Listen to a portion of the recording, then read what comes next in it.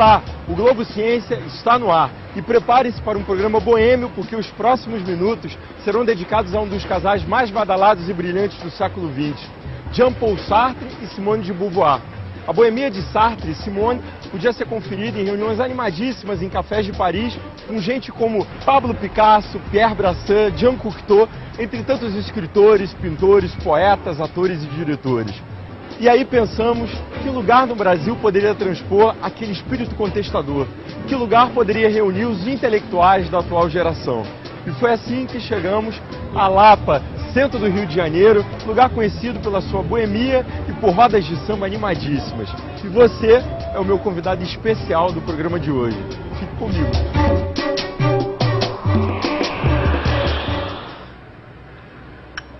Bem, ele a conheceu quando ambos começavam a estudar filosofia. Ela prometeu que cuidaria dele e eles nunca mais se separaram.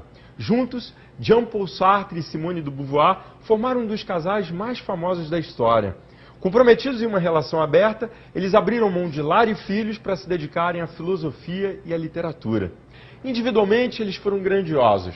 Ela, uma célebre escritora, filósofa e feminista, e ele, um notável filósofo, escritor, jornalista e ativista. Além de um mestre do pensamento que influenciou profundamente a sua geração e a seguinte. Jean-Paul Sartre nasceu em Paris em 1905. Criado pela mãe e pelo avô, ferrenho defensor da disciplina, Sartre cresceu num ambiente repressivo, mas também aprendeu a se interessar por literatura e escrita. Na adolescência, entrou no curso de filosofia da Escola Normal Superior de Paris, onde conheceu Simone. Concluído o curso, Sartre passou também pela Universidade de Sorbonne como professor de filosofia. Ele se interessou por grandes correntes de estudo da época, até chegar às teorias existencialistas de Heidegger e Karl Jaspers. A partir daí, começou a elaborar a sua própria visão do existencialismo.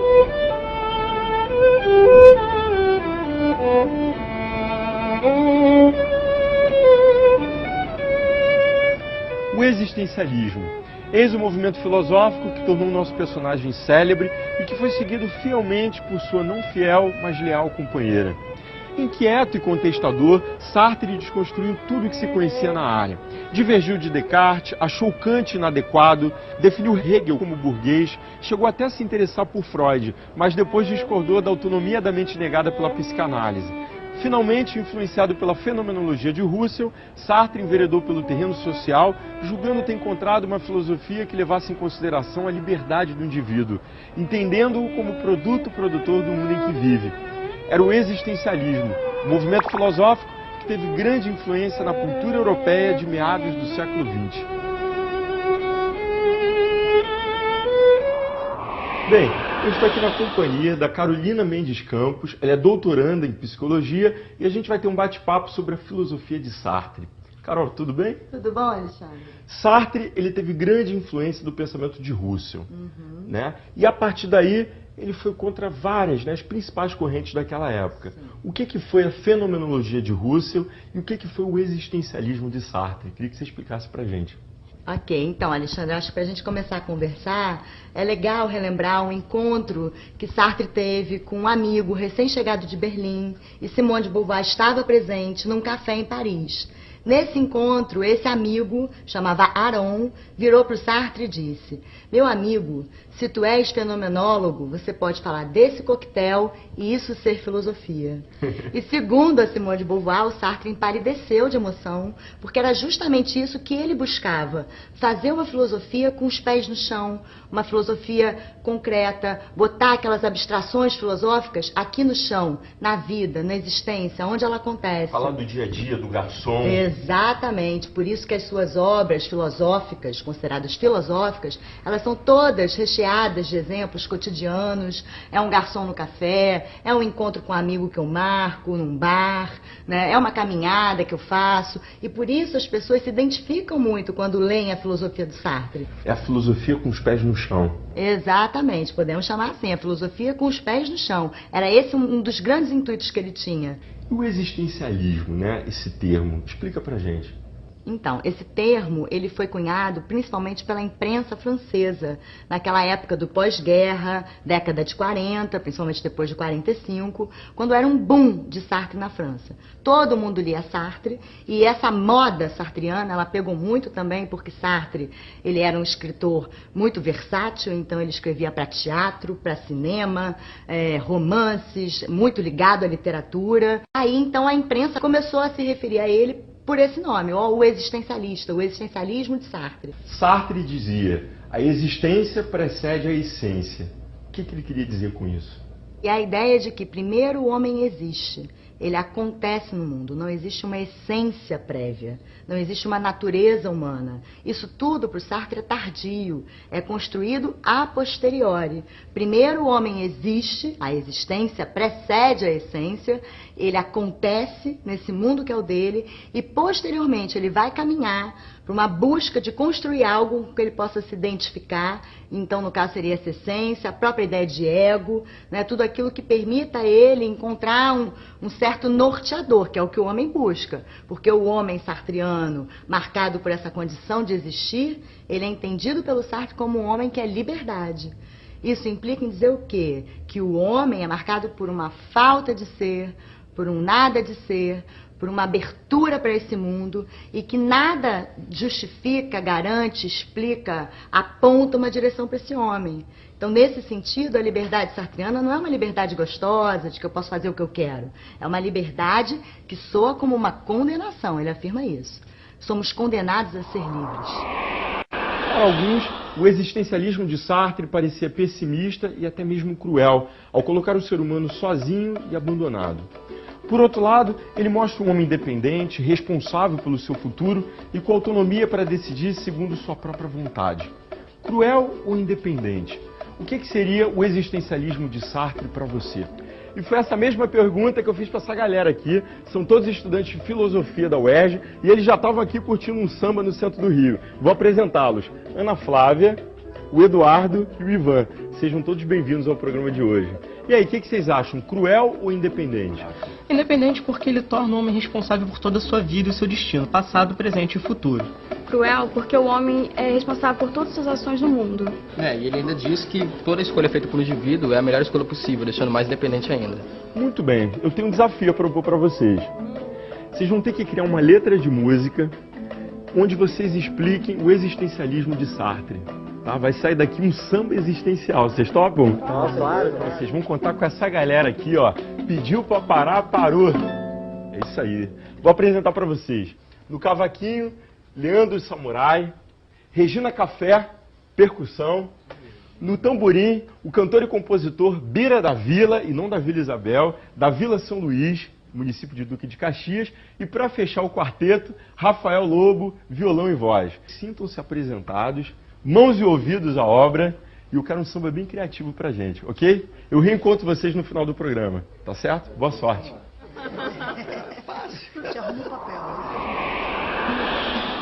Sartre chegou a se aproximar da política e foi um simpatizante do marxismo.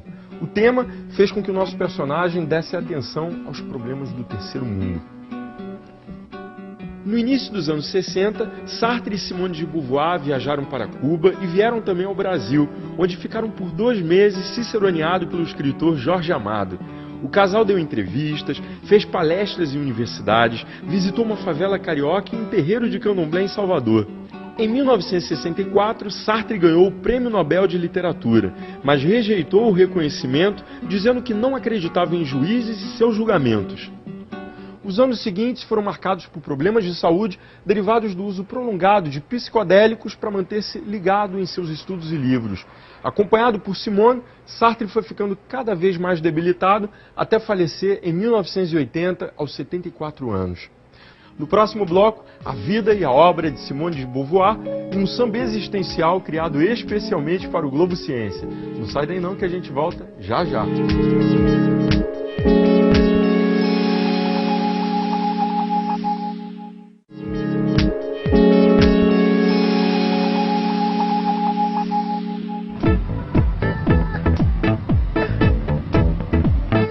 O Globo Ciência de hoje fala sobre Jean-Paul Sartre e Simone de Beauvoir.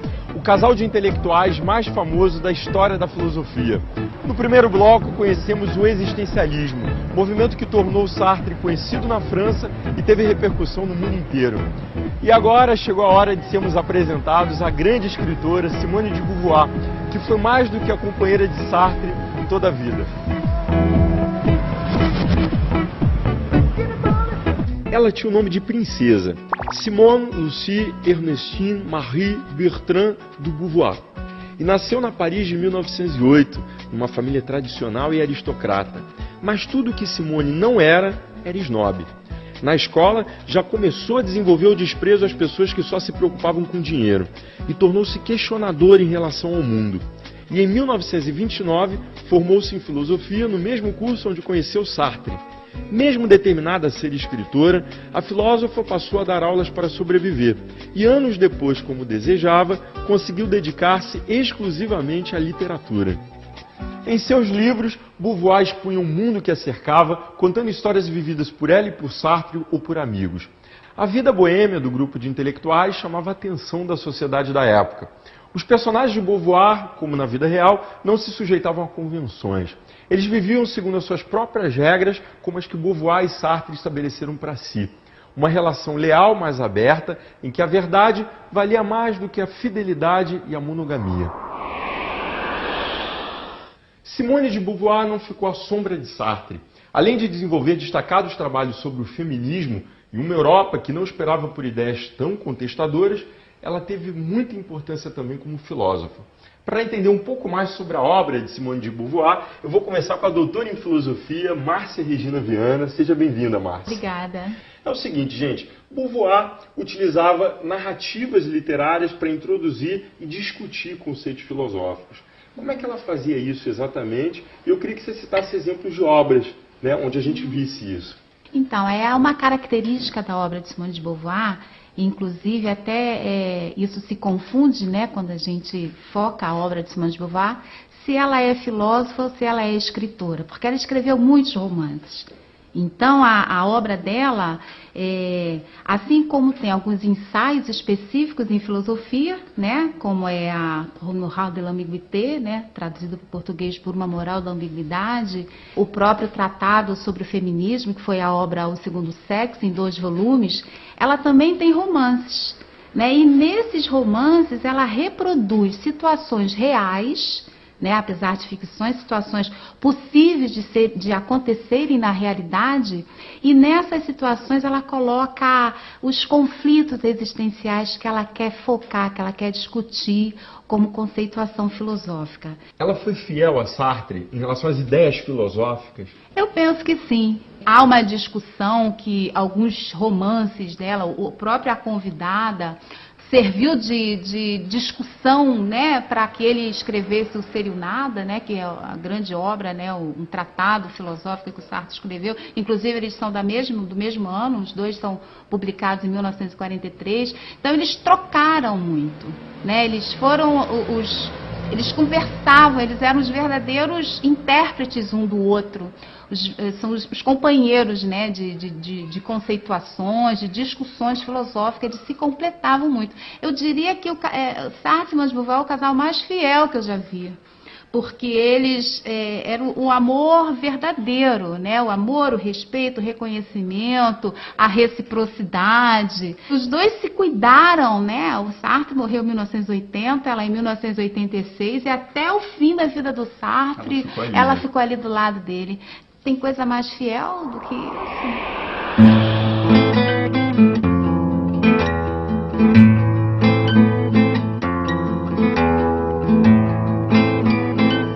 Simone de Beauvoir ficou famosa pelo seu lado feminista e, de fato, ela aborda a condição feminina dos pontos de vista científico, histórico e literário. A filósofa argumenta que uma mulher é mulher não só por sua biologia, mas por seus processos culturais e psicológicos. Ela dizia: não se nasce mulher, torna-se mulher. Frase fiel à filosofia existencialista. Todas essas ideias foram um choque para a época e Beauvoir foi acusada de querer ridicularizar os homens. Falar de Beauvoir como filósofa e feminista, que não só defendia a emancipação feminina, como se negou a se casar e ter filhos, no entanto, ainda não é tudo. As obras de Beauvoir trazem também descrições da vida da época. Em Uma Morte Muito Doce, ela descreveu a agonia da mãe que morreu de câncer. Em A Cerimônia do Adeus, falou sobre Sartre, que acabara de falecer. Com a morte de Sartre, em 1980, a saúde de Simone começou a se complicar. O uso abusivo de álcool e anfetaminas ainda era menos recomendado para uma senhora que na época tinha 72 anos. Faleceu em 1986, aos 78 anos, e foi enterrada ao lado de seu companheiro de toda uma vida pessoal e profissional.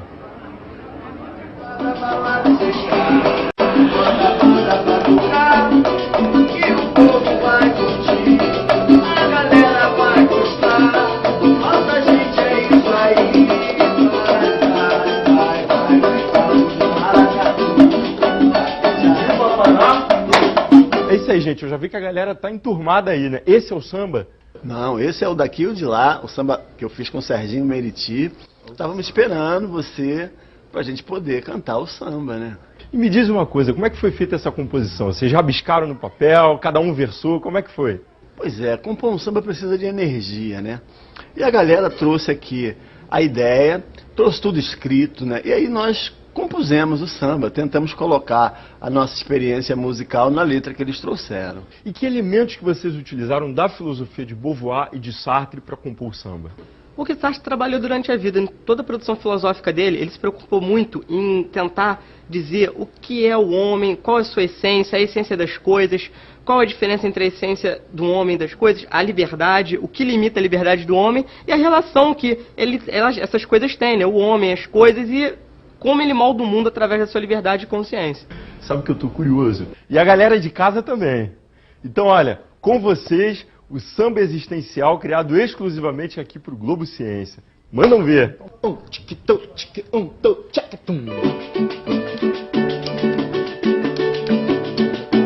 Se você é curioso, eu agora vou contar sobre a vida de Sartre e Simone de Beauvoir. Engajado é quem quiser participar.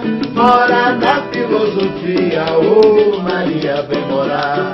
Somente o homem se define bem depois da existência. Todo o resto é o que é sua verdadeira essência. Nascemos, crescemos, existimos e aos poucos vamos nós nos definindo. Se você é curioso, eu agora vou contar sobre a vida de Sartre e Simone de Beauvoir. Engajado é quem quiser participar. Mora na filosofia, ô Maria vem morar. O mundo laico era o que ele propunha. Dizia que a moral se molda na consciência e se ter sem vaidade, responsabilidade, sem ter medo do dito divino. Nesse malo foi se definindo. Se você O programa de hoje encerra por aqui e até semana que vem. agora vou Tchau. contar sobre a vida de Sartre e Simone de Beauvoir. Engajado é quem quiser participar. Mora na filosofia, ô Maria vem orar. Foram chamados de louco, mas como ele disse, o inferno são os outros. Mas o julgamento já havia sido feito e a liberdade foi condenado o sujeito.